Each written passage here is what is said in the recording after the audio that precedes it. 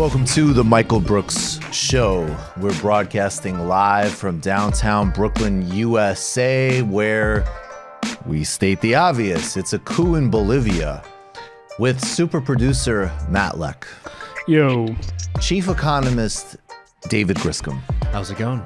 On this week's program, former Ecuadorian Foreign Minister Guillaume Long. We're talking about the coup in Bolivia. What comes next? The current anti-austerity wave in Ecuador, and is there a next phase for the left in our hemisphere, and then in fact globally, as we look at anti-austerity marches ongoing in Lebanon, in Iraq, in Iran, and Haiti, across the globe. The yellow vests never really stopped in France. Then independent wrestler David Starr, good buddy of mine, he wore Lula Livre trunks. He's going to be talking about unionizing wrestling, unionizing sport in general. Major piece of entertainment in the world, and there's a lot of workers overworked and underpaid. For the Shoutout, we have Bernie's whistleblower plan, and we have a gem, of course, with David Griscom, a jam-packed post-game where we go over the bad. A guy by the name of Yasha Monk, who's very bad, also very boring and very bad. Elizabeth Warren with her just Rube Goldberg healthcare plan. What are we doing here, folks? And Pete Buttigieg. What the hell are we doing here, folks? Jesus Christ, this is embarrassing. All that, plus an update from Chile, where massive repression is being used to suppress those protests. Young people marching through the streets with eye bandages as rubber bullets by the Chilean military have blinded so many. And an update from the UK, where Jeremy Corbyn and Boris Johnson have just debated. Polls don't look good, but grassroots momentum might still save the UK from Tory destruction and catastrophe. And then, of course, a debunk. It's on some of the delusional press coverage of Pete Buttigieg. All that and much, much more on this week's Michael Brooks Show. And just, I realized, guys, just really quick technical note. In the outline for the Shoutout, we need to get the whistleblower page up from Bernie's site. But first, let's start by talking about Algeria. Algeria's revolution in the 1960s was one of the most significant events in global history and specifically anti-colonial history. And it also reflects some of the contradictions and limitations as well as possibilities of anti-colonial projects. I always recommend that everybody read Vijay Prashad's People's History of the Third World, where he talks about how necessary, vital, and heroic liberation struggles can often replicate basically local bourgeoisie and other forms of traditional political and economic bases. The Algerian Revolution was one of the most brutal and important anti-colonial struggles. After it won independence from France, it became a meeting place for radicals and revolutionaries. People always talk about Algiers in the 1960s, where people from Asia, from North America, and everywhere else came as hosted by the Algerian Revolutionary FLN government, National Liberation Front government, for meetings, for global coordination on revolutionary and socialistic activities. But this incredible history, just as with India, just as in some of the dynamics we see with the African National Congress, these incredible, courageous struggles that have done so much and achieved such vital victories have not always carried out the same liberatory spirit in practice. And of course, today, Algeria is a site of incredible struggle and contest from below. In 1991, there were the first multi-party elections allowed in the country. The results were canceled by the military, after a strong showing, and in fact winning showing by the Islamic Salvation Front, which promised to create an Islamic State. This, of course, feeds that sort of horrifying political tendency, which was all too predominant in modern politics, between discredited nationalist politics and reactionary religious politics that would occur in the Middle East and North Africa. This led to a civil war that would last for 10 years. In 1999, Abdulaziz Bouteflika was elected and remained president until his recent resignation. He held the old party system down in Algeria, and through a combination of natural resource experts, reconfigured relationships with the West, and some social provisions sort of held it together, this sclerotic and collapsing political institution, and increased inequality and poverty as it, like so many other governments, followed a neoliberal line. In February, protests began in major cities against Bouteflika's candidacy to run for re-election as president. He had suffered a stroke in 2013 and was rarely seen in public. The stroke left him unable to communicate easily and still retaining power. Protesters met every Friday for peaceful protests. Later, students and youth organized their own protests to be held every Tuesday. On March 26th, Army Chief Ahmed Gad Salah demanded the president step down, and on April the 2nd of this year, Bouteflika resigned. But just learning the lessons of Egypt, and in fact also running parallel with what we've seen in Sudan, the population recognized that, or in Zimbabwe for that matter, a change of the figurehead is not a change of a regime. Protesters remained on the streets, demanding more resignations from other high-ranking officials. Interim President Abdelkar Ben Salah announces on July 4th elections. Protesters demanded that those be scrapped, seeing them as a power grab by those aligned with the FLN, National Liberation Front Party. Other important leaders were arrested or resigned in recent months as many protests started announcing their opposition to Army Chief Salah, who has remained in control largely in Algeria ever since, asking Bouteflika to resign. Asking, in quotes, as always. Protesters continue to protest upcoming elections and instead have demanded a constitutional convention. The protests have been ongoing now for 9 months, and the military is ramping up its enforcement, jailing protesters and people who fly flags, showing solidarity with the repressed Berber minority. The struggle between the military and those working to build a civilian government is an example of limits on nationalism as an emancipatory project.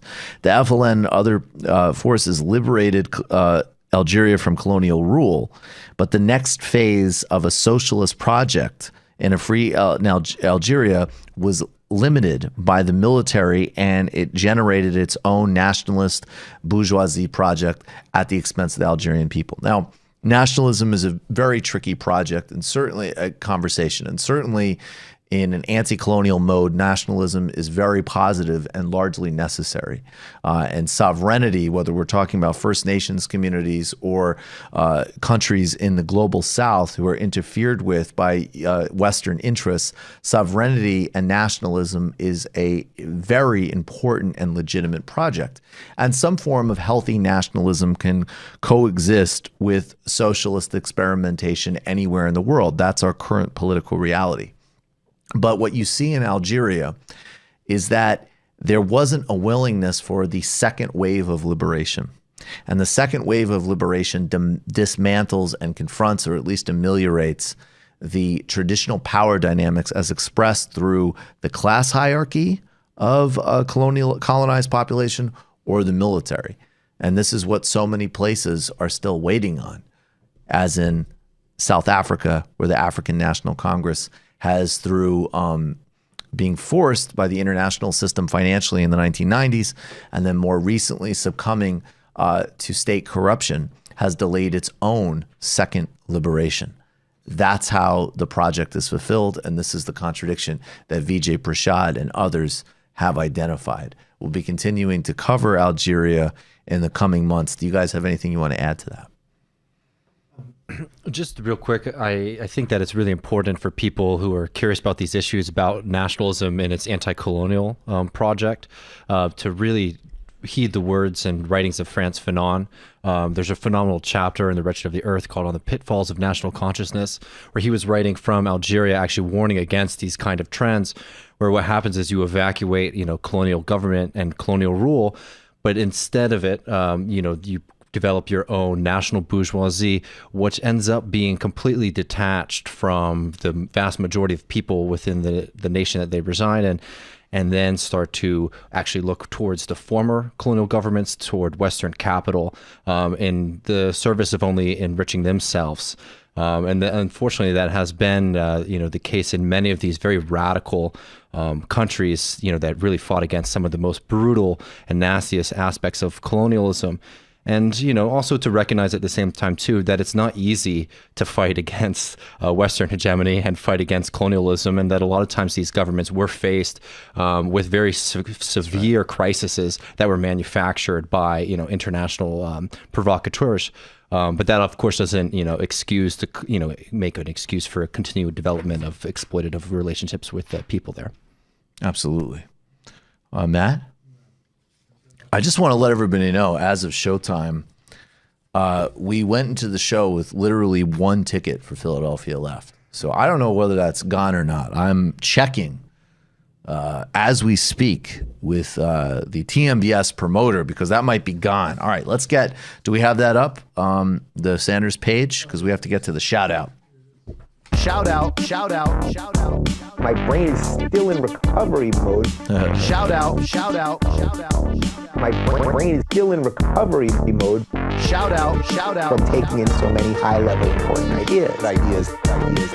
Shout out, shout out. From taking in so many high-level important ideas. The dial of ideas. I like talking about ideas. High level. The exchange of ideas. Shout out, shout out. High level. Still in recovery mode. Looking forward to sharing more ideas.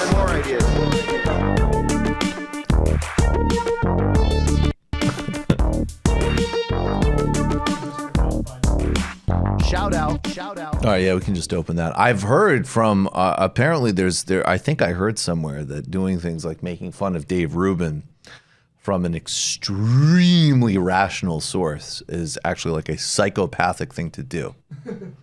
So that's interesting. It's like laughing at a mathematician doing math. It's like laughing at a mathematician doing math. And apparently it's in contrast to doing things like writing an essay called In Defense of Torture, which is not sociopathic. So in other words, if we were to TikTok it, it would be doing things like making fun of Dave Rubin, sociopathic. Doing things like writing a column called In Defense of Torture, not. All right. Well, I guess you heard it here.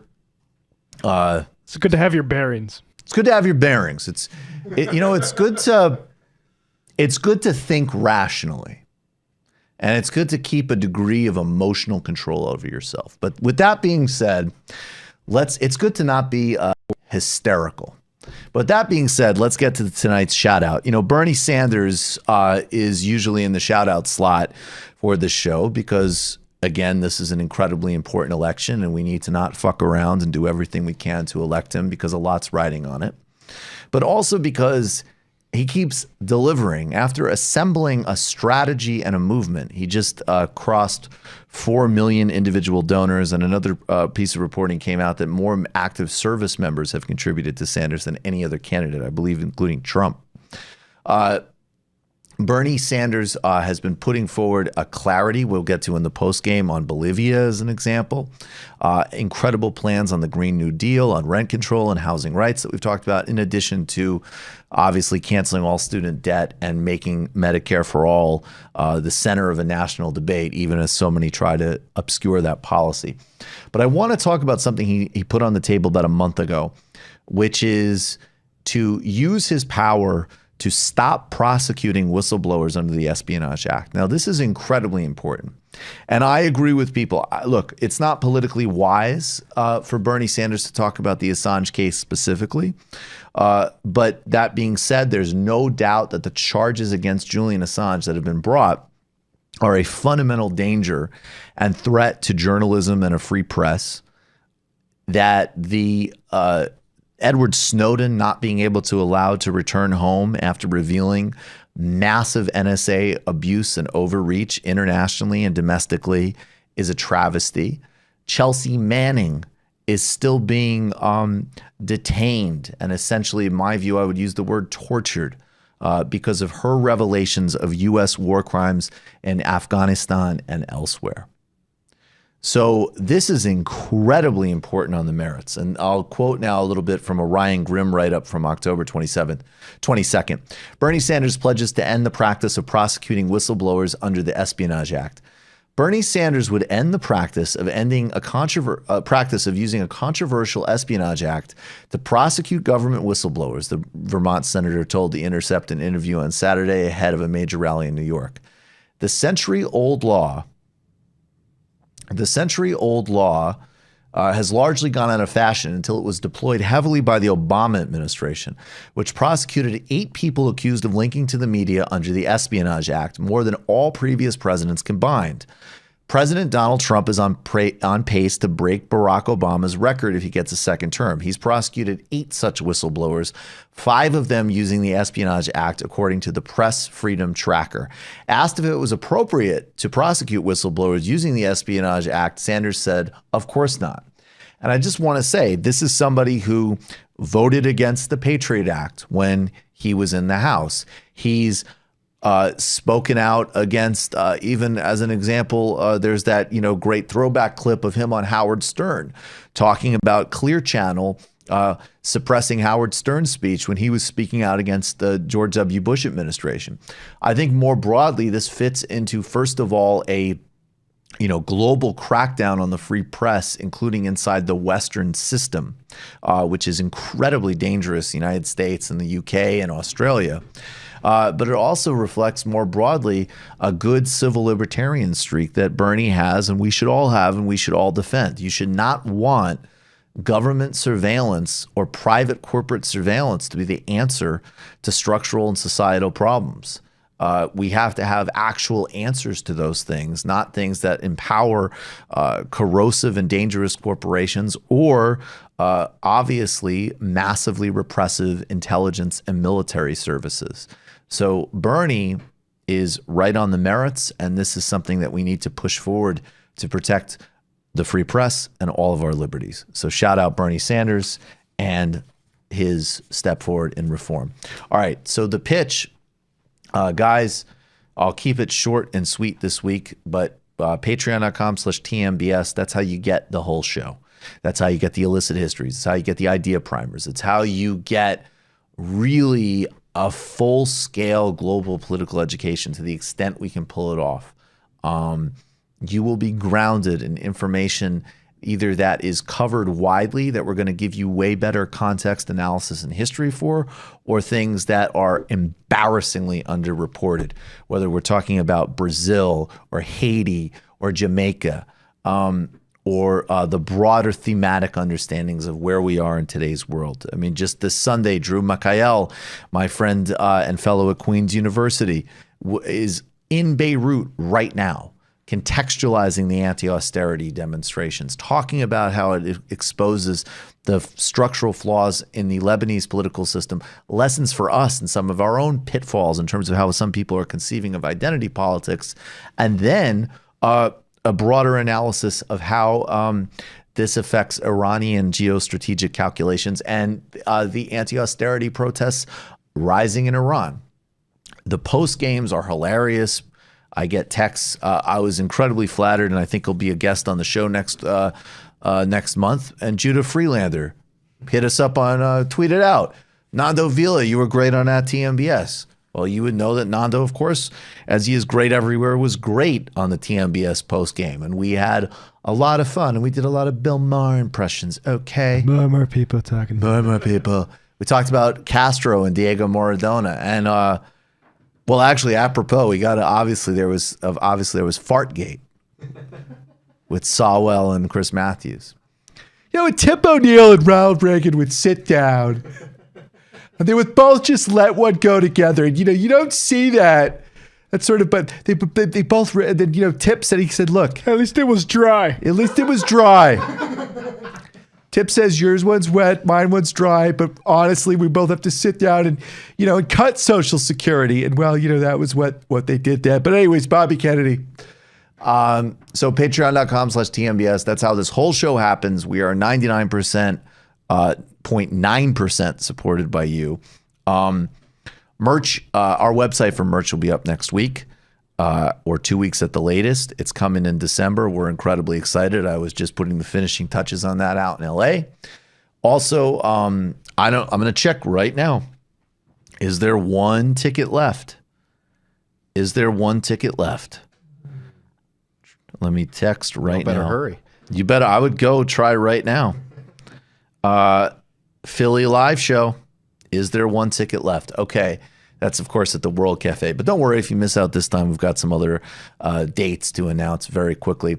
Now, the last thing I'll say, okay, and this Friday at the Verso Loft, I'm moderating a panel, hosting a panel with Matt Karp and Crystal Ball called Who's Afraid of Bernie Sanders? Really excited about that. That's going to be a lot of fun.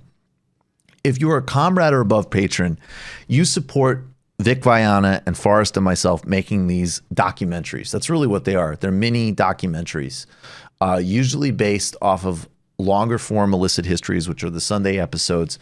And what we want is comrade and above patrons who also get Skype calls with me. They get these about 6 weeks before they're released to the public.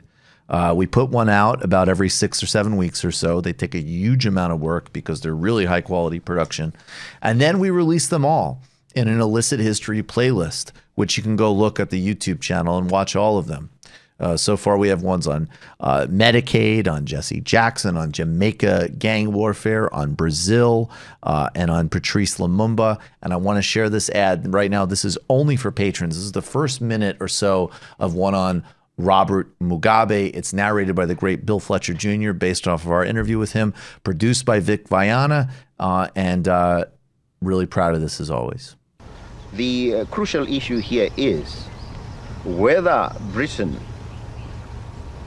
will, alongside us, lead the country to independence, or whether she alone would like to do so. And our reading of the proposals is that Britain, in fact, would like to exclude us from the process of leading the country to independence. This, of course, we cannot accept.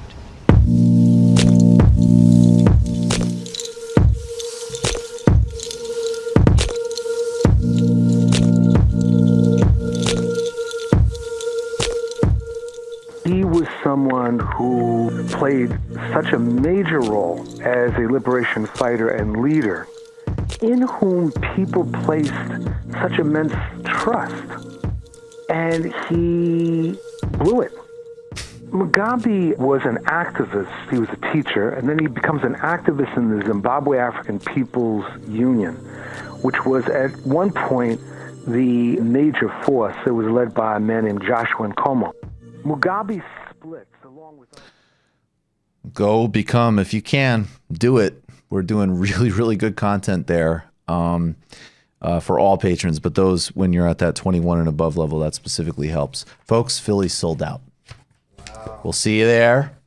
We're done. Don't worry, more shows going to be announced really soon. We're going to take a brief break. We'll be right back with David Starr. We're talking about unionizing professional wrestling. Welcome back to the Michael Brooks Show. Joining us now is the Bernie Sanders of professional wrestling. He's also the co-founder of We the Independent. David Starr joins TMBS. Welcome to the arena, man. Oh, thanks. Making me feel comfortable with the arena talk. Appreciate it. Dude, how did you become a professional wrestler? How does somebody do that? David's listening intently. Well, I mean, I was a pro wrestling fan since I was 5 years old when I first saw WrestleMania. I saw WrestleMania 12, which was an Iron Man match between Bret Hart and Shawn Michaels. And I started amateur wrestling when I was 7. I wrestled all the way through university. And then pretty much when that was done, I had no idea what the hell I was going to do with myself. I was always told I was too small to be a pro wrestler. I wasn't, it was impossible. It's a pipe dream. But I decided, whatever, I'm just going to do it. So I went and I trained at the Wild Samoan Training Center by Samu Anawai, who was one of the head shrinkers. He was my head trainer. And then everything kind of took off. So that was almost 8 years ago That's amazing. So before we go any further, I love this. I mean, obviously this means a lot to the show. We'll put this up on screen. This is a photo. I guess we don't have David in them, but this is a photo of your Lula Livre trunks. And, oh yeah. Can you talk about how Lula Livre, what got you into Lula Livre, and bigger picture, how does your politics interact with your wrestling character? Oh, well, it was kind of, I was kind of lost into this wrestling bubble because I don't want to, I got to break this news. I know everyone's going to be a little weirded out by this, but wrestling's not real. No. So the outcome is predetermined. I hope Waz isn't listening. He's going to be really upset, man. No. Listen, Yeah. I am in pain all the time. I'm constantly uncomfortable, but the outcome is predetermined. Right. So it's very easy for people to get sucked into this false reality of pro wrestling, like where you almost think that you're actually beating people and then get a bad attitude about stuff. Ego driven is a big part of it. So I felt like I was kind of getting sucked into this world a little bit more. And before I started wrestling, I was into politics on a very surface level. I watched a lot of mainstream news and stuff. So I was like, yeah, Obama's cool.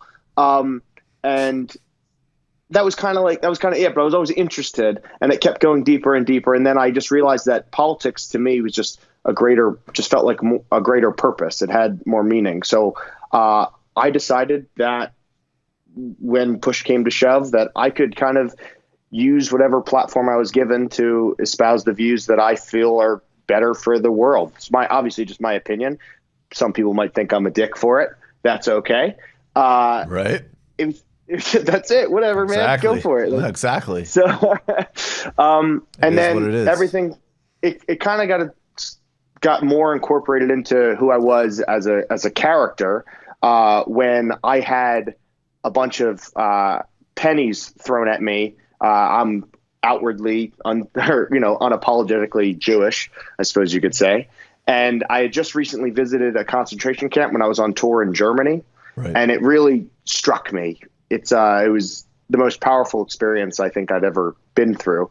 And pretty much right when I got back, some fans started throwing pennies at me to heckle me. And they started they called me, oh yeah, you can't bleep out kike. So I gotta say, man, as somebody who, gets some grief for pretty much finding all Jew material to be funny, I'm sitting here and I'm like, that's anti-Semitic. Yeah, no, I'm trusting you. That's like really disgusting. Yeah. Oh yeah. No, I know. It was. I get it all the time. Right. Even still to this day. But that was kind of the first thing, and then I just wasn't having it, so I got on the mic and kind of cussed out the guy. And then I was like, okay, it made me feel more comfortable to kind of bring it into the ring more and more and more. And then just when I had the opportunity to speak out on stuff or give my opinion, even, I decided to do it. This is kind of who I was, and it made me feel free. So I really, I really enjoy it. What about the Lula thing specifically? I am curious. I got to say. Lula specifically, you gotta, you can pat yourself on the back because here you go. Your show in general, because I hadn't really heard a lot of international politics. I just kind of, I've been kind of doing more and more of a deep dive into politics since, I guess you could say in a way I was almost radicalized by Bernie. Awesome. In 2016. Can you talk about that? I feel like a lot of people were radicalized by Bernie. Yeah, no doubt. My path came from, again, I was kind of into politics. I had started, I saw what Trump was doing, and that really shook me to my core. I was like, whoa, this isn't okay. Right. And then I started paying attention to the Democratic side of the primary. And then on Facebook, I was fortunate enough not to get sucked down, like the Ben Shapiro rabbit hole. And I found the Young Turks and I started seeing those videos. And I saw Hassan Piker and I saw Francis Maxwell's videos and things just kind of coming up. And I just watched it. Then I became a TYT subscriber and just started watching every one of their shows. And I just got more and more into politics. Then I found the Majority Report because I also saw yeah. a bunch of those videos on Facebook as well. Yep. And then also, so I saw some of your stuff. And then when I started listening to your show, I got more of an international taste in politics. And then obviously that made me feel better as I started to travel more and more around the world. I started going to Europe for the first times in 2016. And then I pretty much was in Europe consistently till now. Now I live over here. So who do you like? How does wrestling break down? I mean, we're going to talk about the labor rights in a second, because you're also really, you're both putting your money where your mouth is and taking, I would say, some incredible, like, courageous risks here. But I think I know what the WWE is, but what, like, or WWF, whatever. But what part of it are you in? How does it work business wise? Sure. Like, what league are you in? So there are there's corporate wrestling, which you would know is WWE, Okay. or there's also something called Impact Wrestling, which used to be known as TNA. There's Ring of Honor Wrestling, which is owned by Sinclair Broadcasting, but it's a major national, and I mean, it's a huge. That's one of the big ones. There's a new one called AEW, All Elite Wrestling, which is run by the Khans, who I think, I don't know what Tony Khan's dad's name is, but he's a massive billionaire. They're all owned by massive corporations. There's corporate wrestling, and then what I'm independent wrestler. So basically, a lot of times the top stars you see on the corporate wrestling level come through the independents. Right. And it's essentially just a bunch of small promotions that will run all over the world. I've been on shows with, I think the most people I've wrestled in front of personally is 5,000. I've done that 3 times, I believe. Wow. I've wrestled awesome. in. That's a lot. Yeah, I've usually on average, the average show that I perform on at this point in my career is typically it'll have at least 400 people there, or like 300, 400 people there. But I've wrestled on shows even recently that have had 100 people. I've wrestled in my career. I've wrestled in front of 2 people before, and obviously 5,000 being the maximum. But yeah, it kind of, there's a bunch of these promotions all over the world. I've been fortunate enough to travel the world on wrestling's dime. Awesome. I've been to Hungary. I've wrestled in Israel, wrestled in Australia, Germany, England, the UK, Ireland, and a bunch of other countries. How does Canada, it work Mexico. with like the part where, and correct me if I'm wrong, but like going back to when I was a kid, I liked Ric Flair. That's what I remember about Hell wrestling. yeah. Ric Flair was awesome. But what He's the man. what is there's like these, aren't there like ongoing story arcs and stuff? So how does that work if you're not like in the same league? Well, so the idea of like the reality within pro wrestling, I suppose, like the stories or the fictional nature of wrestling is referred to as kayfabe. And kayfabe has been broken for the most part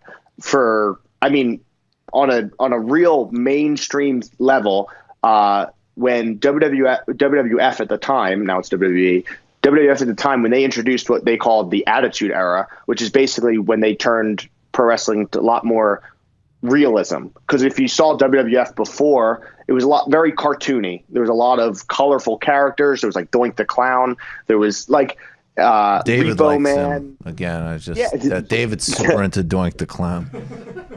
Yeah, well, I tell you what, Doink Clown was dope. That's what David tells me. I'm not familiar, but he takes it very seriously. Good. Yep. So when Vince McMahon basically came out and essentially had this whole thing where he's like, we're not going to insult the audiences and tell them anymore. Listen, we're telling stories here, good guys, bad guys. We're going to bring you the most real form of entertainment we can. And it was like, okay, cool. Now it's acceptable basically to break kayfabe. So now what ends up happening on the independent level is each company kind of has, in a way, its own like kind of little bubble. Yeah. Where like their world is their world. You go to another company, it's their world, and you kind of exist within whatever universe they've set up. You know what I mean? Oh, okay, got it. All right, yeah. So I wrestle in London all the time, and in one London company, sometimes I'm a good guy with this one story, and then across, like, right, I take the tube down 30 minutes, I'm wrestling for another company, I'm the biggest villain and everybody hates me. It's just kind of the way that sounds great. Kind of the way actually. it works. That sounds really fun. It is. It's it's a dream job, man. No doubt about it. Again, like what I wanted to do since I was 5 years old. So awesome. Yeah, it's sick. So talk about We the Independent and how wrestlers are treated and this union struggle. So sure, We the Independent is it's a merchandising company that myself and my business partner James Musselwhite, who is a renowned photographer. He's awesome. He gets flown all over the world to take pictures, and he's really good at it. He teaches other photographers how to take pictures. He's also really has a really good mind for just about anything. And him and I created this merchandising company that we use portions of our proceeds to pay for trade union membership for professional wrestlers. Oh, so okay, this is up on screen, guys. Okay, great. This is it on screen. People can see. Oh, sick. So in the UK, there's an entertainment trade union called Equity. And Equity has been able to serve pro wrestlers for quite a while now, but they never really did freelance pro wrestlers. It was mostly like way back in the day, there was something called World of Sport, where a lot of British wrestlers, they would join Equity, which is, again, just a trade union. It's just a union for like actors, the same thing how there's like SAG-AFTRA or whatever, there'd be Equity for all these other entertainers. And these wrestlers would join, but they would join based on if they did any other kind of TV appearances and stuff. And then in about 2015, between 2015 and 2017, they started to see if they can get freelance wrestlers, so independent wrestlers, to join. They did, but it wasn't quite there. There was like a really small behind the curtain movement to try and get people to join the union for certain union protections, but it didn't really take off. There wasn't really that much of a push for it. And on top of that, just so happened when this whole thing started happening, WWE swept in and decided to start a United Kingdom branch, and they signed up a bunch of the talent that was kind of starting to organize a little bit behind the scene. And then all of a sudden the organization just kind of disappeared. Right. The idea of doing this, no surprise. So this past year, this whole year has been pretty big for me. I've done really well. I felt really good about everything I've been doing. I've been gaining more and more exposure. And one of the things got me the biggest exposure was the Sinclair Broadcasting promo that I sent to you, in which I basically just called out Sinclair Broadcasting for their... I think we have that. Let's play a minute of that. We have the Sinclair Broadcasting promo, I believe. Yeah, let's play. This is the RWHR Ring of Honor World Title Shot promo. Let's play about a minute of this, David, and then I'll throw back to you because we do have it. Sure.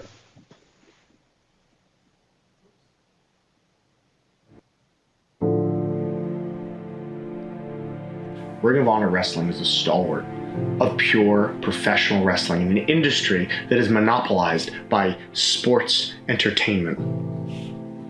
And their standard bearer, Jay Lethal, is the man that I'm wrestling. But no, I'm not wrestling you, am I, Jay? I'm not wrestling you. I'm wrestling black machismo. So why don't you just do it, Jay? Why don't you just spit in my face? Why don't you just disrespect me? Because that is absolutely a complete and total joke. Something else that's a joke is that Ring of Honor Wrestling used to represent pure, independent, professional wrestling instead of representing a far right-wing, extremist, corporate propaganda machine. Do you think it was some kind of cute publicity stunt to let the little Jew boy get a flight to Israel to wrestle for your championship? Is that what you thought? Did you think that? Because no, I'm not wrestling for your championship because I'm a Jewish kid in Israel. I'm wrestling for your championship because I'm one of the best independent professional wrestlers on the fucking planet. Sinclair Broadcasting, you think you're doing me a favor by having me wrestle for your championship in the homeland? No, because it's not just the homeland for me because I'm a Jewish man. It's supposed to be the homeland for everybody. It's supposed to be a place that we can all seek peace and refuge. It's supposed to be a place that doesn't deprive its citizens of basic civil human rights. But you know what? I'll take the favor, man. I will. St. Clair Broadcasting, I'll take the bone you're throwing at me, because on the morning after April 21st, you will have to wake up to your worst nightmare. You'll have to wake up to the fact that your championship is now represented by a progressive Jew named David Starr. How did they respond to that, David Starr? And I like they did not like it. No, they freaked out. So they complained. So basically that whole thing was set up. I was booked for an independent wrestling company in Israel called Israeli Pro Wrestling Association. And then they booked Jay Lethal through Ring of Honor, who at the time was the Ring of Honor world champion. And basically when I got booked for that match and then Ring of Honor decided to say that they were going to put the championship on the line, which was a huge deal. And they attributed a quote to me without ever talking to me, saying that it was my dream to wrestle for the Ring of Honor title in Israel, which I never said. And so that's I what David said. Sorry.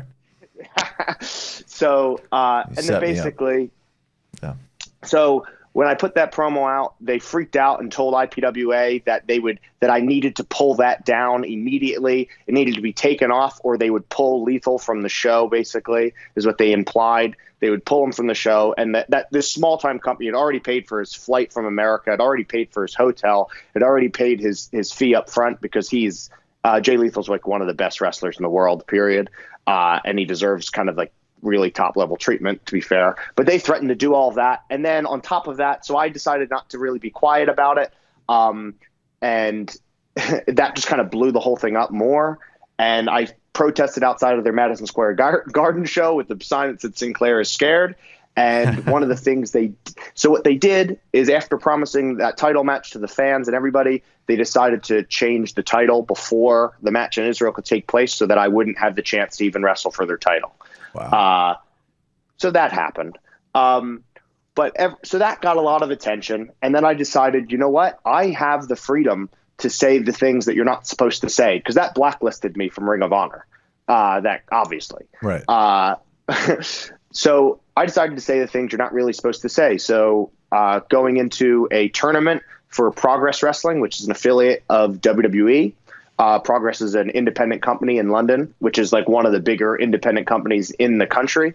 And they're affiliated with WWE in that the owners of Progress run the NXT UK brand, which is WWE's United Kingdom brand.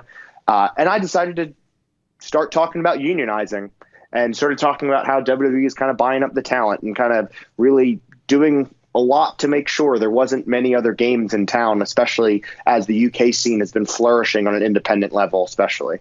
So I decided to talk about it. And the one taboo thing to talk about in pro wrestling, especially with WWE, is unionizing. You're not supposed to use the U word whatsoever. Right. So we came up with this company. We started talking to Equity, and basically we came up with this agreement where we would just start sponsoring people's union memberships. On top of that, we've also had a lot of activism in which we've pushed for certain things to change within Equity's underwritings, in which one of the things that we got done, which we're really, really proud of, this is unbelievable. We got Equity for the first time ever to include pro wrestlers in their disability welfare insurance policy. So if you're a member of the union, you are entitled to, if you get hurt and you're going to miss 2 weeks of work, you are entitled to 150 pounds a week for up to a year, which, I mean, 600 pounds a month is a lot of people's rent. Most people have flat shares or house shares. That's a lot of people's rent just paid for right then and there. And that was not even the case before. And you can add insurance on top of that that would cover you for like massive payouts. You have public liability insurance when you come to that. And that happens a lot because the fans are very close, especially in these smaller independent shows. There's also different channels, like obviously pro wrestling has, and I say obviously because it's entertainment business. The entertainment business has this, and wrestling is just tenfold. A lot of harassment issues and like assault issues.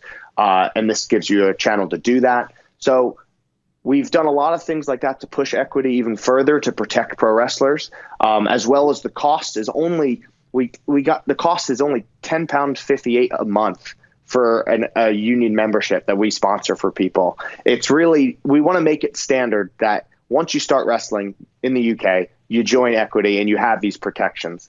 We want to do that. What's another? Oh, so now the other thing we've gotten done is we've made a pledge, which is basically just to have certain standards of practice set.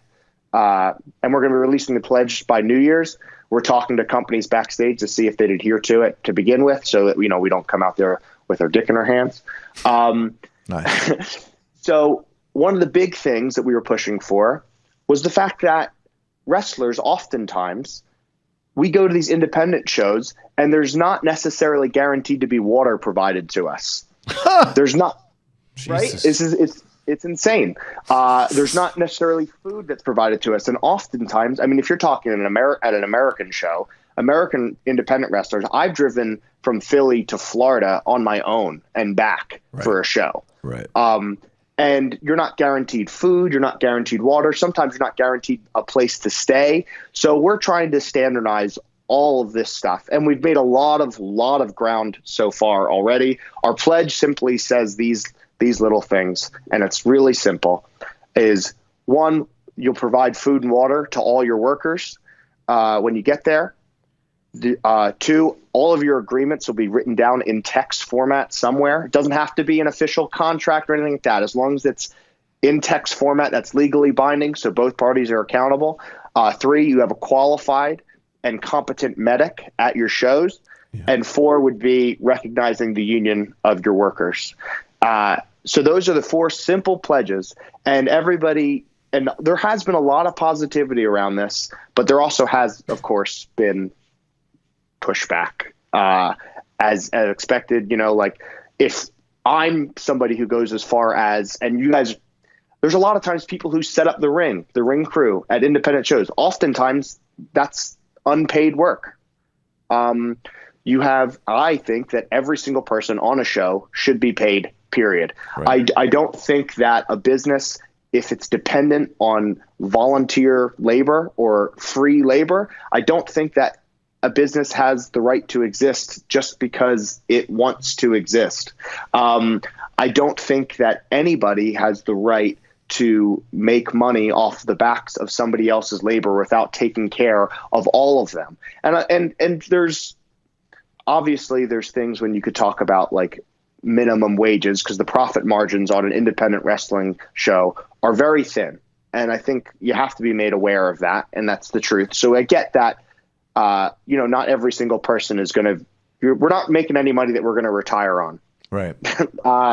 But there needs to be standards set in place that every single person on the show is considered an equal worker, as far as they are generating profit. They're generating money for your show. They're doing some job for your show. You are supposed to take care of the people that are making sure your show operates. So we're out here fighting for every single worker, whether it's production in pro wrestling, referees in pro wrestling, the ring crew in pro wrestling, commentators, every single person that is a part of making a wrestling show go. We want to make sure they're taken care of with, again, those simple things. Your agreements in text, and it's understood by both parties. You have a qualified and competent medic there ready for your show. If something happens, as much as I said it's not real, it still is very dangerous. The falls are very real. The falls are very real. We are legitimately getting hit in the face constantly. I've had 2 concussions. I've wrestled on like a partially torn hamstring, and I know plenty of other people who have had plenty of other worse issues. You have to have a medic there. It just has to happen. And providing food and water for the people that are driving hours and hours and hours. Most of the people, a lot of times you're driving 3-4 hours away from your show. That's insane. I mean, it seems all just so unbelievably commonsensical and basic, but it's also really interesting to learn more about this world. So we have the links for people to check out the Independent, obviously the links to people to follow you, maybe even catch you performing. And I'm sure we'll do this again. David Starr, thanks so much, man. I appreciate it. Thank you so much for having me, man. Awesome. I really appreciate it. I appreciate you taking the time. I'm gonna come check it out. Yeah, please do. I'm in Brooklyn on December 12th, or is it 13th or 12th? One of those 2 days. I'm there with Outlaw Wrestling in Brooklyn. We'll be there. David wants to get in the ring. All right. See you guys. See you, man. Thank you. All right, folks, we are going to take a brief break, and we are going to be right back with Guillaume Long. He's the former Ecuadorian foreign minister who served under Rafael Correa. We're talking about the coup in Bolivia and the prospects of renewing the left in Latin America. We'll be right back.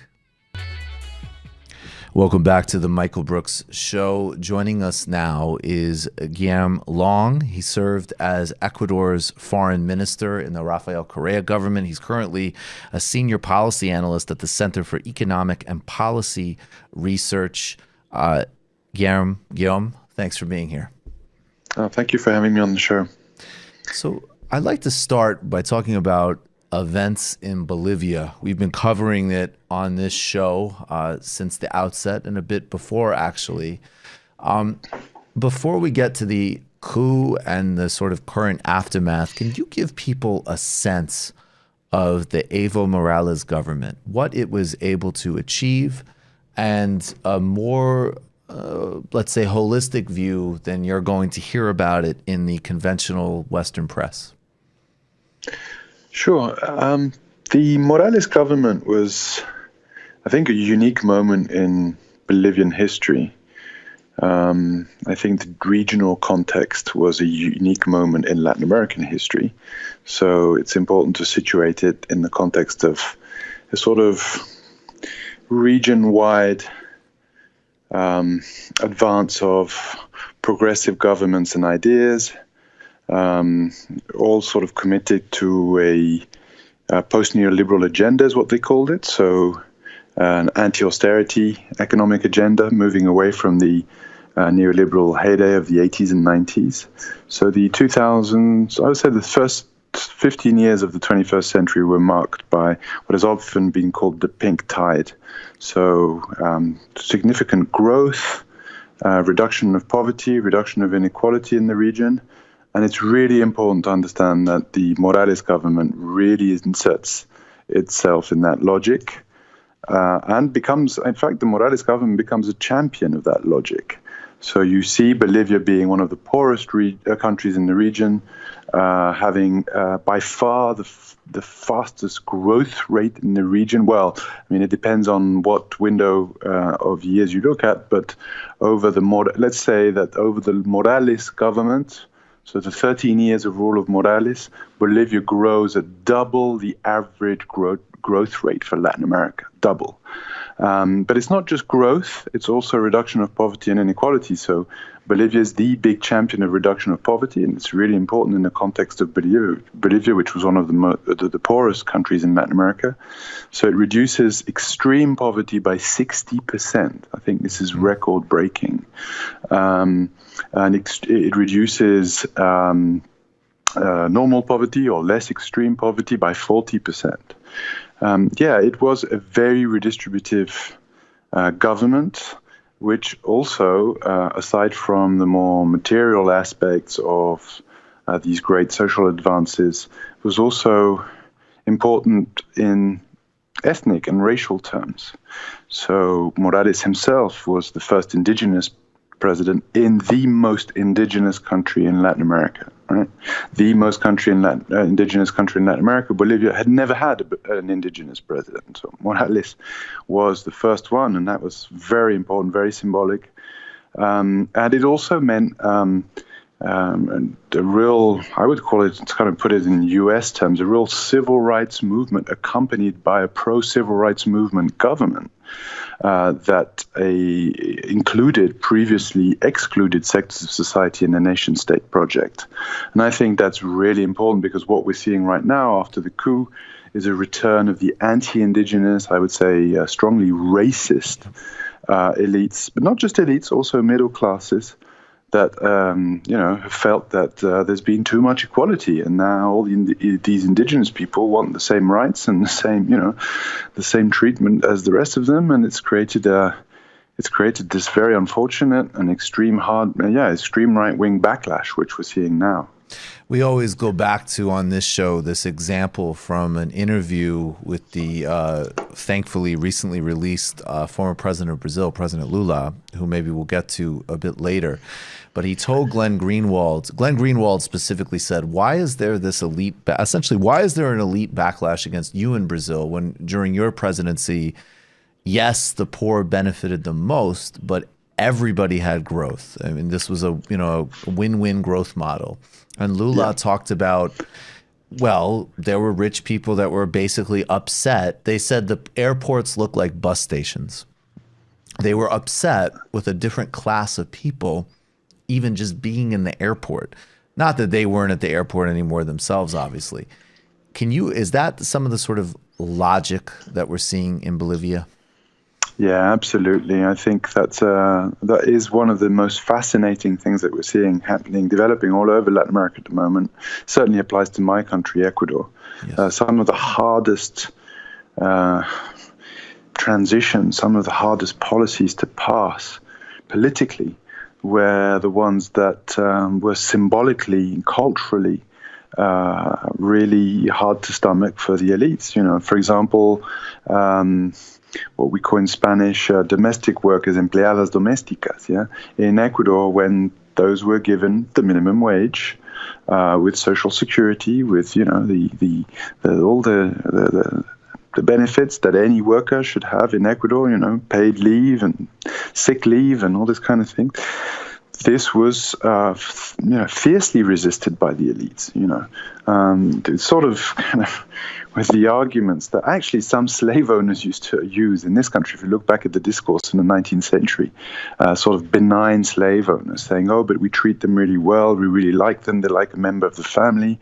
Well, they don't need to be a member of the family. They need to have rights. They need to have social security. They need to be able to do something else at the weekend. And those were the kinds of things that really drew the middle and the upper classes out on the streets.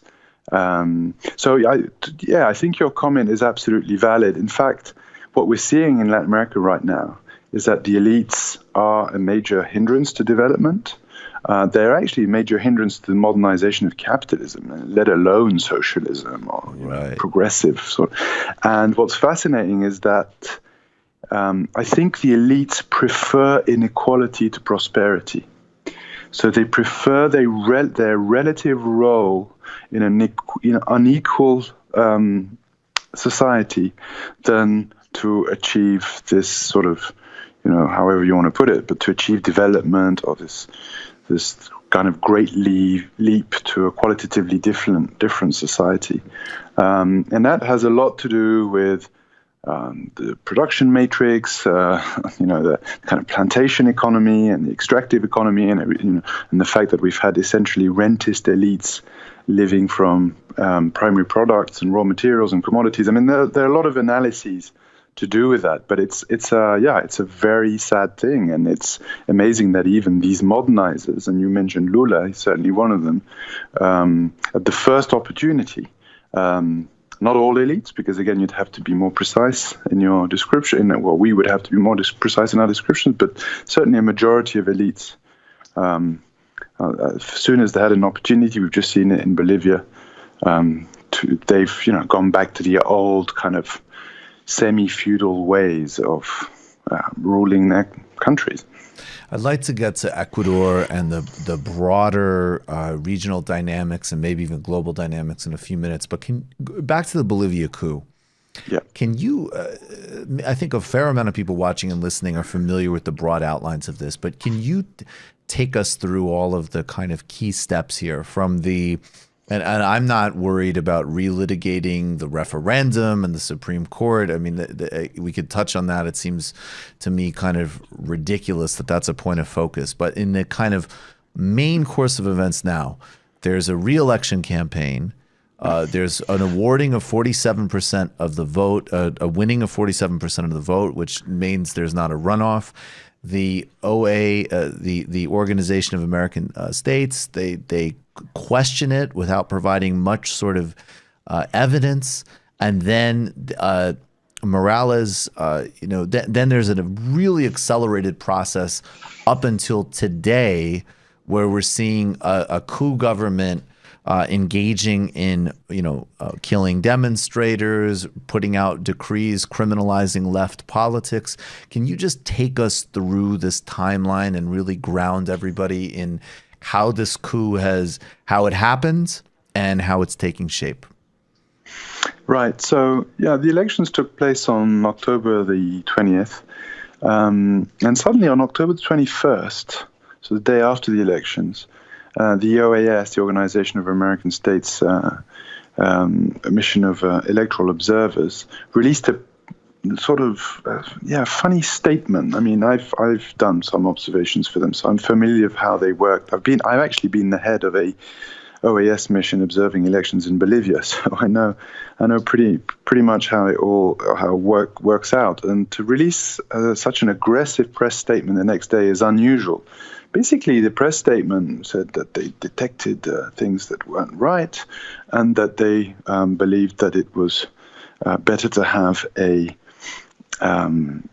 second round, a runoff between the two top contenders. It's very odd, if someone's won, in democracy you win by one vote, and without giving any real explanation or evidence to somehow say, when in doubt, have a runoff, certainly wouldn't be acceptable for modern democracies.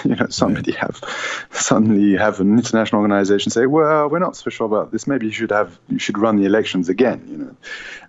So that was very suspicious. And then 2 days later, they issued their preliminary report. That's the normal thing to do. The OAS normally 3 or 4 days after the elections, they would have a preliminary report.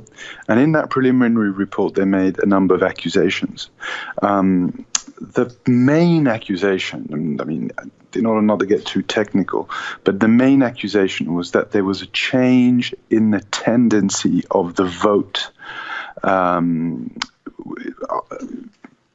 was the interruption of the vote count on the evening of the vote, and then when the vote count was reinitialized the following day, the day after the election, suddenly there was a change in the tendency, and it was seriously favoring Evo Morales.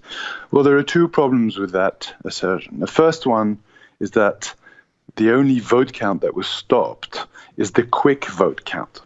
So, as happens in a number of countries, Bolivia has two vote counts. One, which is called the quick count, which is something that's so very speeded up. It's based on taking pictures with cell phones of the tally sheets in each one of the precincts, and it's done by a private company. And the idea is that on the night of the elections, you have a rough estimate of the election results so that the media can use and the people can be informed. Is it kind of like, it's not the same thing, but is it sort of analogous to an exit poll? Well, it's more precise than an exit poll. It's more precise than an exit poll. Much more, yeah. An exit poll is you ask people coming out of the voting booths, how they voted, and they may tell you the truth or not. And it's this is much more. The methodology is much more systemic, and it's based on the actual voting tally sheet. You take a picture and you send it to this company, and then all these people in this company, in Bolivia, it's a company called Neotech. They really speed up, in order to give you a general picture of what happened on the election night. Now, again, I don't want to go into too much detail, but Bolivia's electoral authorities had pledged before the elections that they couldn't do 100% of the vote. It was logistically too complicated. It usually is the case. Certainly, when I was in Bolivia observing elections, they didn't do 80%. I think they didn't do 100%. I think they did 70%. In this case, they said, we'll do 80%. And at 83%, they stopped counting. And it's true that at 83% on the quick vote, this is the quick vote, Morales was certainly ahead. He was number one, but he didn't have that 10-point margin that you need in order to avoid a runoff. In Bolivia, in order to avoid a second round of presidential elections, you either need 50% plus one, like in the rest of the world, or, as in some countries, at least 40%. With a 10-point difference with your next contender. And he was on less than 10. Whereas the next day, when the vote count started again, Morales went past the 10-point margin. So, but the problem with this argument is that this was based on the quick count. And it's very unfortunate to see the media all around the world focusing on the interruption of this quick count. First of all, there was no wrongdoing. They stopped counting at 83% when they pledged to 80. And secondly, it's the quick count. It's not the slow binding official count. The slow binding official count, the one that's not based on pictures, the one that's done by the state, by the electoral authorities of the state, was never interrupted. And it's pretty much followed what all the polls had suggested before, not all the polls, but the huge majority of polls had suggested before the Bolivian elections, essentially that Morales would have more than 40% of the vote and that he would have that 10-point margin he needed in order to avoid a runoff. So the statistical work of the OAS, the people who basically published the preliminary report was, I think, very poor. They completely forgot to mention something that happens in every Bolivian election, which is the fact that the late-coming votes, the votes that are counted later on in the process, tend to disproportionately favor Evo Morales over his contenders. Why? Because the Morales vote generally comes from the more peripheral areas, the more rural areas, the poorer areas of Bolivia, and those tend to report late. I think pretty much anybody can understand that. When you're watching election night on television, on cable TV here in the United States, sometimes they can't call a state because, such and such an area, which is known for being very pro-Republican or very pro-Democratic, has, that you're going to have heavy votes in favor of one or the other and that it's too soon to call. So that's exactly what happened in Bolivia. The pro-Morales votes came in late, and we've written a paper on this, and we've got I think graphs that are very good at explaining what happened. There's no, unlike what the OAS argued, there's no break, there's no change of trend. It's a linear, it's one line that shows that, to just simplify things, at 10% of the vote, his rival Mesa is winning at 20% of the vote counted. They're pretty much on par at 30%. Evo Morales is, sort of taken over. He's in first place at 40%. That lead widens at 50, 60, 70%. It widens further until he reaches 100%, and then he has that crucial 10-point lead he needs in order to be able to avoid a runoff. And anybody, including the OAS, could have predicted that if they looked at the areas which hadn't yet been counted. In fact, since 2005, Evo Morales' victories are late-coming victories, because it's that rural vote which, for logistical reasons, reports. The tally sheets get to the authorities later, so it's late at reporting that gives him that crucial victory. So I think it's very suspicious that the OAS did not detect that. It's very suspicious that the OAS, I've worked with them, I know them well, made a big deal out of that. And I strongly suspect that they did that for political reasons, which is why in the paper that we've written and op-eds that we've been writing all week, we denounced the OAS for being a major cause of that coup, because by saying that there was wrongdoing, they didn't use the word fraud, but then the media did. They radicalized the opposition, and protests became violent, and things got out of hand, and eventually there was a coup, and I think they played a major part in that. Absolutely. What have we been seeing this last week in Bolivia in terms of the rights situation and the type of government? There's a lot of cynical humor that you can make of it, because in the first couple of days of the coup, there's a certain contingent, people just sort of turn these things into proxy arguments for politics in the United States, essentially, is what most people do. And some people, would sort of zero in on maybe, who knows, maybe a valid objection to Morales on an ecological policy or something. And, my sort of tendency became, I'm going to, tweet out a photo of some, the new government sort of planting a Bible or burning an indigenous flag, these obvious signs of I would say fascism, but at the very least, extremism and savagery, and then say, well, actually, if you translates in Spanish as we object to the previous government's policies in the Amazon, because people were still sort of replicating these ridiculous talking points to sort of deny what was happening. But it seems like in the last week, and this is not a good thing because the reports out of Bolivia have been so terrifying and horrible. However, it seems like unless you're really burying your head in the sand, the clarity of the kind of government that's taking shape here is becoming very, very clear. Yeah, I think that's exactly right. I think there can be, first of all, there's been a huge debate in the United States, actually, about whether this is a coup or not. I mean, that's really remarkable. Every time you have a coup, by the way, you have coup deniers, right? You had them in 1973 in Chile when Salvador Allende was toppled, and you have, and if you look back, it's never simply a military coup. Right? You always have a group of people who are arguing that it's constitutional. They find this and that reason for why the person should be overthrown, and there are always protests. And so that gives it, before the coup, that gives it a sort of, almost a legitimacy that people are behind it or something like that. But then, history corrects some of this narrative, and I remember having debates on the coup in Honduras in 2009. There was an attempted coup in my country in 2010.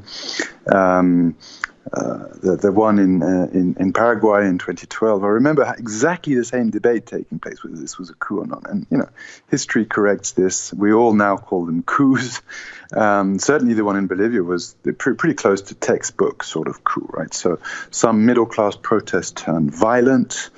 You get more and more sort of mixture between paramilitary, vigilante, sort of right-wing protests, taking over institutions, blocking roads, so on and so forth. Then you have a police mutiny, refusing to guarantee law and order, which seriously curtails the capacity of the government to guarantee the rule of law.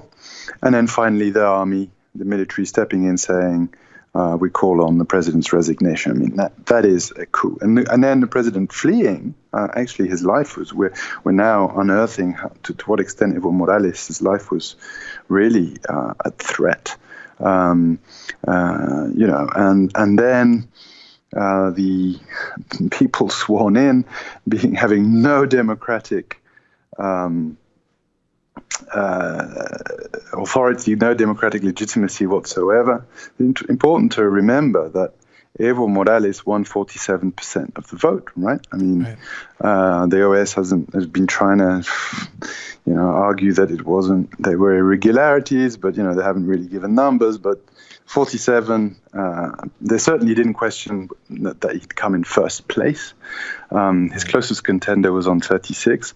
And if you look at the parliamentary elections, because there were presidential elections in Bolivia, but at the same time as you had elections in their Congress, so both Senate and lower house, in both cases, in these elections, the MAS, so that's Evo Morales' party, got a majority, right? So whichever way you look at it, Evo Morales' party won. They got a majority in Congress. They won the elections. They're the biggest party in the land, yeah? And yet, the person who's acting as caretaker president or de facto interim president, whatever you want to call her name is Janine Áñez, comes from a party that got less than 4% of the votes, right? And she's now talking of banning the MAS from running in the upcoming elections. And if Evo Morales comes back to Bolivia, she wants to lock him up and, all these kinds of things. So you're seeing an extremely authoritarian backlash institutionally. You're seeing lots of violence and repression on behalf of the security forces against Morales' supporters and the supporters of the MAS. You're seeing these symbols you were talking about of basically something that's happening all over South America. It's sort of a phenomenon you'll see in Brazil, which is the sort of hard right evangelist vote, right? So you saw it with Bolsonaro, President Bolsonaro's victory in Brazil, and you're seeing it with this coup here in Bolivia. Agnes, who was sworn in as interim president in Congress without any Congress people being present almost, and certainly no quorum to give validity to her swearing-in process. Immediately went into the presidential palace with a gigantic Bible, shouting, "The Bible's back in the palace." And there's been a real move against the huipala, which is that flag that the indigenous people use and that had been used by the Morales administration alongside the Bolivian flag. So there are all sorts of, again, going back to the argument on racism, the current interim de facto president, Janet Áñez, was famous as a congresswoman for calling indigenous customs satanic rites. This is an extreme right-wing coup in every sense of the word, both in the way it happened and in the kind of prejudice and racism and attacks on civil rights that are happening at the moment, just a few days after it took power. So, and hopefully we'll have you, I would love to be able to host you again and continue the conversation on Bolivia, but I would like to spend a little bit of time before you go, if you can, on Ecuador. Sure.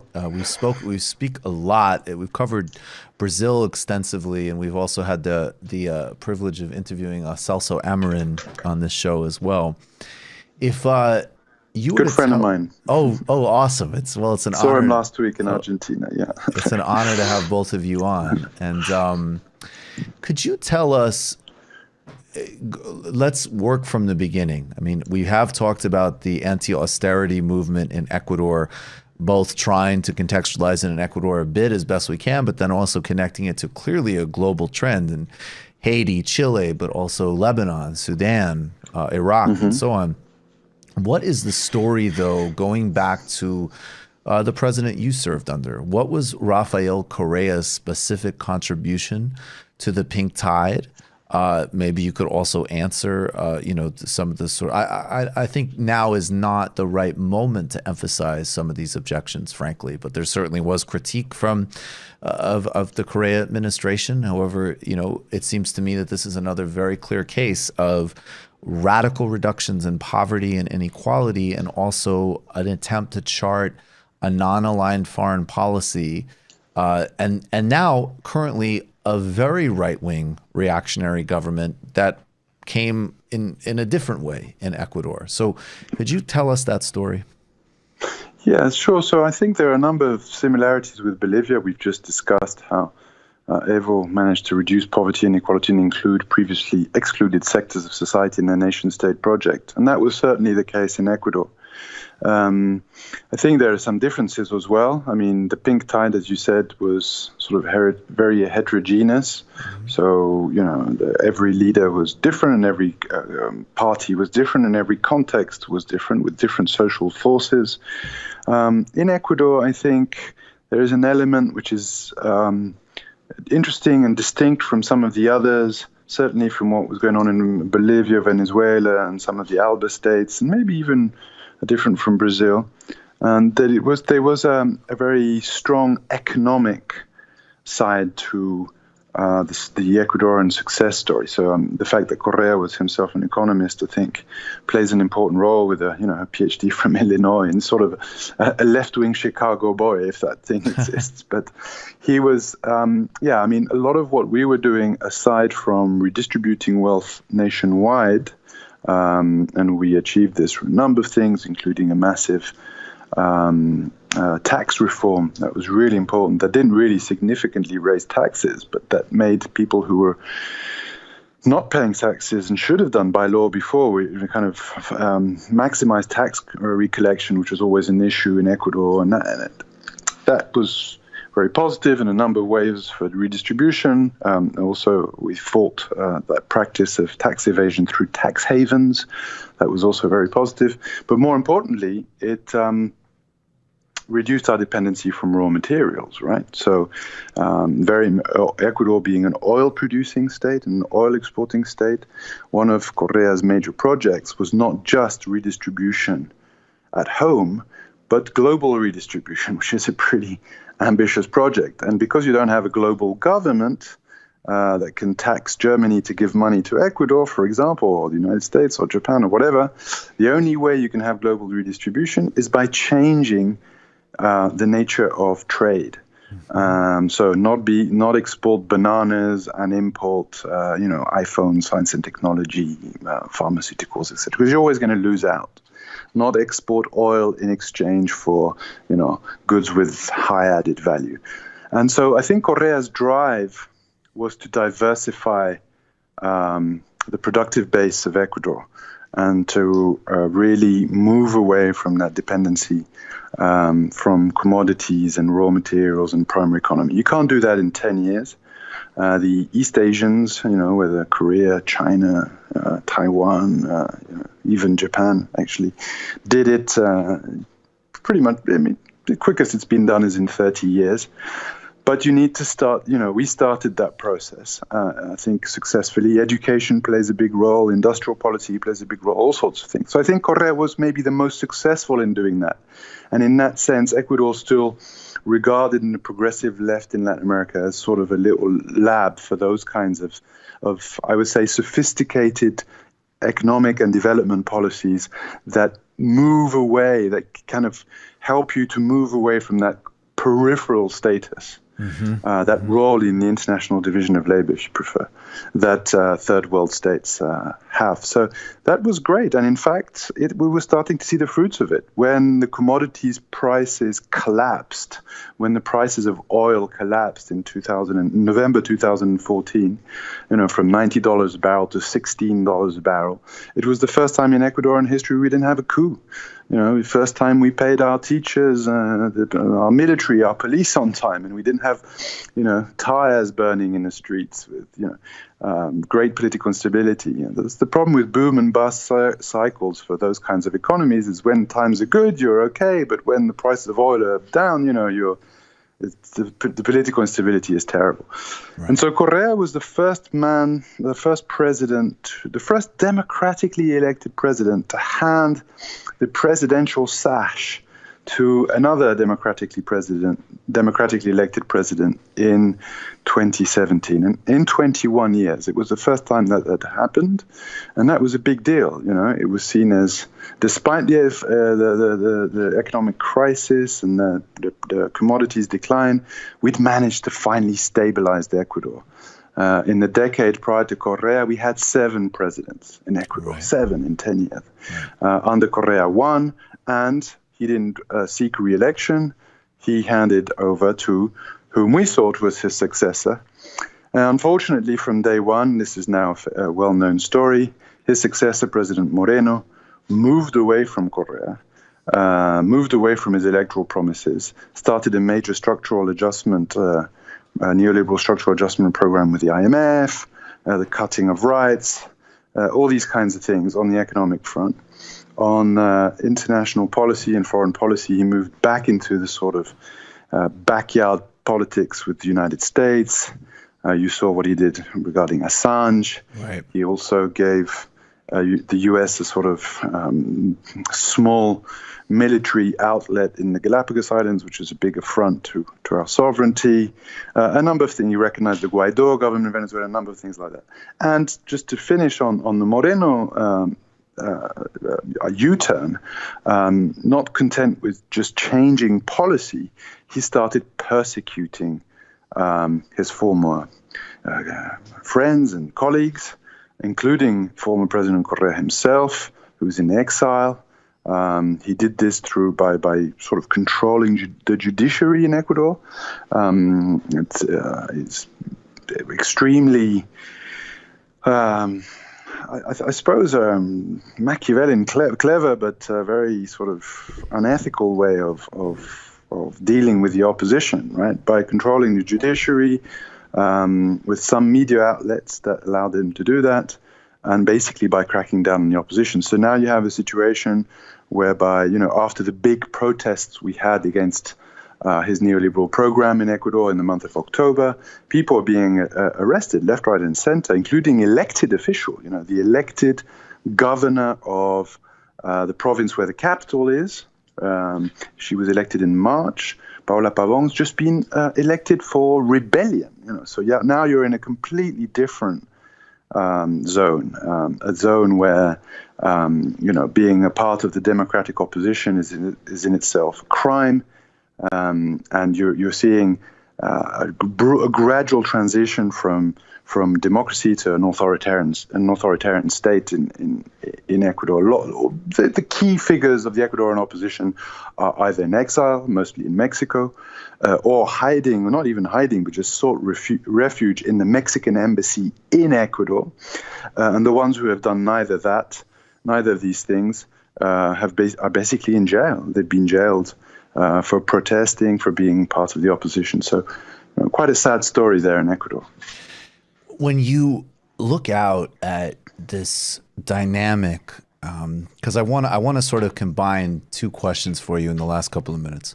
Mm-hmm. One is, and we see obviously there was some good news electorally in Argentina.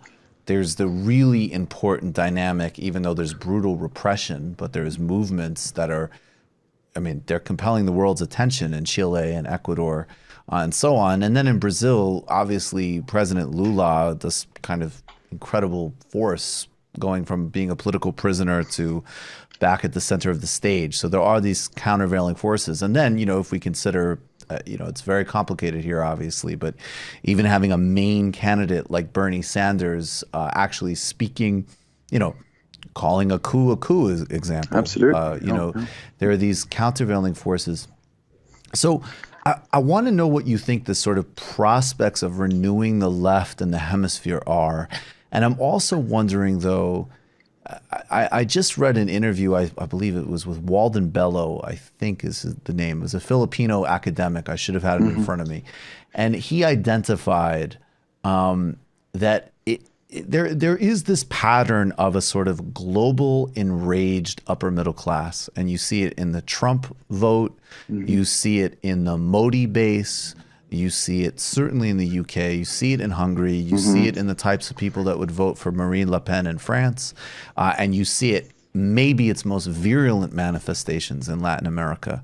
And it is a cross between not quite elite enough to be completely insulated from declining economic prospects, particularly in relatively developed countries, but elite enough to have the type of rage that we talked about earlier at seeing people that they consider to be their social lessers of any form rising in esteem, even if in fact, like during the pink tide, the policies overall benefited them as well. So I guess I'm curious about the prospects of renewal.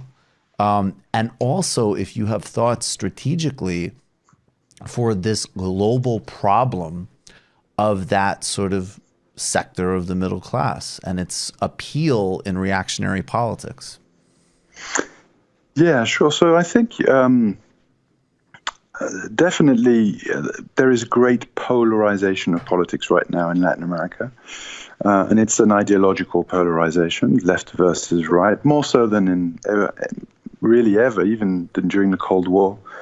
What's interesting is that the left, for the first time, governed for a significant amount of time. So the first 10, 15 years, I've said already, in the 21st century, depending on how you count them, but you had between 11, 12, and 14 leftist governments in a region in the 20 Latin American republics, right? So it was huge majority of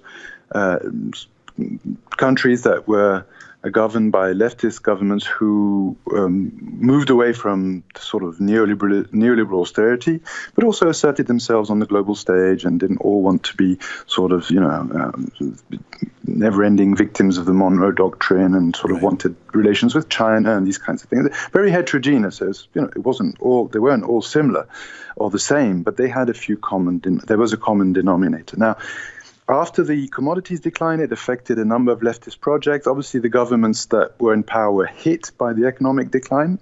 This is true also of right-wing governments. So think of Mexico, the exact reverse happened. You had a right-wing government in power, big economic crisis, the left benefited. But because it was a majority of leftist governments, the left lost out more from the commodities decline than the right, because it was governing in more places. So we've had this kind of return of the right. Now, the big mistake of the right has been to go back, to not learn from the past, and go back to these really aggressive neoliberal economic policies of the 80s and 90s that hurt Latin America so much, created so much inequality and institutional precariousness and so on and so forth. And I think what you're seeing in Latin America, these protests in Ecuador, protests in Chile, the elections in Argentina, had you not had an election, you would have probably had protests. People didn't protest because they thought, oh, we have an election, let's express ourselves through that way, But whenever there's a choice at the moment in Latin America, you're seeing it's moving back towards the left. When there isn't a choice, as in the case of Bolivia, when it's imposed, the right manages to grab hold of power or keep power. Think of Brazil as well. If there'd been a genuine choice, if Lula had been allowed to run, he would have won the election. So my hypothesis here is the aggressive right-wing cycle will be short if it's democratic, because people... I wouldn't overemphasize this kind of middle-class argument that they all want neoliberalism. Mm-hmm. At the end of the day, some do, but a lot of them don't. And if they're given a choice, they vote for the left. But if the right-wing cycle is authoritarian, then it can last much longer. There's certainly, from what you said, I think, significant lessons to be had, particularly from the accompaniment that we gave, so that the Latin American left gave to people who were being lifted out of poverty. There wasn't enough political and ideological accompaniment. I think political parties were too weak. There was too much stress on consumption and not enough contextualization of the historical process that we were living in. And when that consumption stopped, when that growth of income plateaued, people turned against us. I wouldn't say all the people. I wouldn't say that it's irreversible, or that it's a process like some of the process you described in other parts of the world, but enough. If there was repression of the left, if Lula was in jail, if Correa couldn't be there, if with a few other tools that were used by the right, enough to mean that we were defeated or kept out of power. So I think there's a lesson there of how to accompany that transition from being under the poverty line to becoming a middle class, and not falling in the old pattern of, oh, I'm okay now, my family's okay, so I can look down on the people who are not to make me feel better. I can reproduce the class struggle that I've been a victim of. I mean, sure, there are lots of things that we need to correct there and to think about. Well, I hope that you will be a guest on this show again. Guillaume Long serves as a senior policy analyst at the Center for Economic and Policy Research, and he also was the foreign minister on the Rafael Correa government. Thank you so much for being here. Oh, thank you for having me on the show. I really enjoyed it. Excellent. Talk to you soon. Bye-bye. Bye. All right, folks, we got a gem with David Griscom. I'm going to go to the postgame. There we go. I miss that music, man. Yeah, we haven't heard in a little bit. Well, this is, this gem is really just dedicated to something that's pissed me off the past couple of days as I've been watching it. Over the past couple of months, everyone's been having a good time watching the collapse of WeWork, specifically their CEO. Yes, though indeed. He's done very well for himself, and we'll get to him in a second. But I just wanted to talk about an ongoing situation that's going on there, because we talk about these corporations a lot, and it's oftentimes the people who are actually in the lived reality working at those corporations are forgotten. So WeWork was a corporation that had massive finance organizations speculating on it and trying to pump its value up. Meanwhile, there's 15,000 people that work there, and very likely a significant amount of them are going to be losing their jobs. The New York Times was saying around 4,000 people are likely to be laid off because of this massive failing with their IPO. So that's worrying enough. But then recently, the WeWorkers Coalition, which is a coalition of people who are employed by WeWork, who are trying to get a fair deal in the upcoming months, tweeted out something that was so upsetting to me to see. So around 1,000 workers who clean and maintain the buildings that WeWork uses were told that they are very likely to be let go in a very bizarre way. So what they're going to do is they're going to let these workers go, but they're going to allow them to re-sign with another company that will hire them as independent contractors. Of course. These people. So they have more choice. Yeah, exactly. They have more freedom. Yeah, exactly. Well, they have the great choice of losing all their benefits, not having health insurance, being responsible for their own expenses, getting to work, etc. So not only is that bad enough, but the way that they're pushing this deal forward, these workers now have to either sign up with this new corporation JLL, or they will be treated as workers who quit their job, which means they won't be eligible for unemployment benefits. Now, let's also just get this straight. WeWork tries to pretend that it is a tech company, but fundamentally it is just an office space that needs workers to maintain those spaces. So in a lot of ways, these are the workers who keep this corporation afloat, and to see them being treated in this way is absolutely disgusting. Now, as this is going on, all these workers, absolutely full solidarity with them. Seeing that what's been going on has been really horrible. We also really need to recognize too that as wild as the CEO of WeWork is, there's other players, predominantly SoftBank. Some people might be familiar with them, but they are probably one of the largest funds that invest in tech companies. They've been getting massive hits recently because of all of these really disastrous IPOs. Uber and Slack were very disappointing, and obviously, seriously disappointing though, especially when when you recognize that a lot of growth in the U.S. economy has been driven by these tech companies, and all these tech companies have been floated by investment and taking on more debt. So the question is always, are these profitable or successful organizations, or are they just something that is being created by the fact that money's really cheap and there's a lot of people who are trying to pump up asset prices as much as possible? So, this has definitely been worrying. But when you look at the way that SoftBank was acting with this guy Newman, who we've all has become very clear was an absolute lunatic. Somebody who's talking about how he wants to be the president of the world. I want to it's a community like a kibbutz, but you can make more money than the others. There's a good recent Grubstakers episode on. Yeah, shouts to the Grubstakers. Oh yeah, I'm sure. I can't even, I try to jump into this guy's life story and I always I have to turn away when you start to realize the havoc that he's wreaking. Yeah, so you learned about community from the kibbutz, but then people make the same money. It's sort of like a kibbutz, except you can do big valuation scalp. Well, exactly. And that's the thing. So we're always told, right, by people who are very pro-capitalist that the CEOs of companies need to be compensated more because they take on all the risk. So here's somebody who took a corporation that was valued at $47 billion, saw it completely collapse when they saw what he was doing under this, behind the scenes. And now this guy is getting not just like a golden parachute.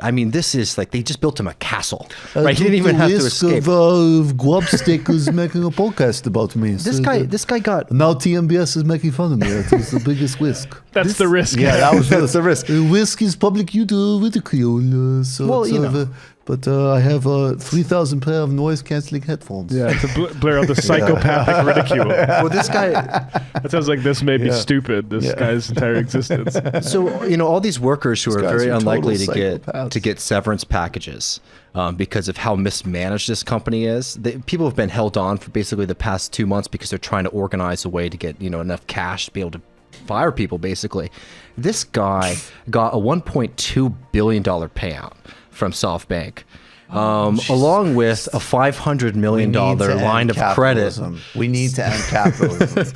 No, I mean, absolutely. When you see this, I mean, it's really, I mean, absolutely. Capitalism is a disaster, folks. Not working. It's a disaster. It's very irresponsible. When you talk about the amount of money that's just been pumped into this complete fraud and scam, you realize that not only is this a cruel system, as we're talking about what's being done to the workers, it's inefficient. Fraud, let's say, allegedly. Yeah, I mean, and you know, we'll see what happens. I mean, the New York AG, this happened just yesterday afternoon. They're examining Adam, so maybe there'll be some legal ramifications. But you know, this guy got paid $1.2 billion, so who even knows what it's, you know, for cookies. It's a lot of hard work. Hard work. Was he cleaning the taps? Yeah, kettle chips at a joint working space. Yeah. And some of the most... He was Windexing the cubicle windows. I mean, you know what's so incredible about this, too, is it's like, it's a real estate play. Right. So they manage... I mean, frankly, how badly do you need to fuck up to make owning some of the most expensive or having long-term leasing arrangements in some of the most desirable real estate on earth?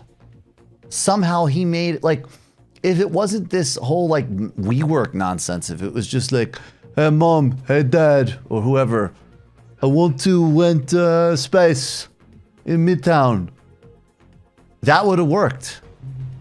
Yeah. Like it's just, it's incredible. Like, you took the one resource that really is not going to be a problem, just like, you know, like prime Manhattan real estate.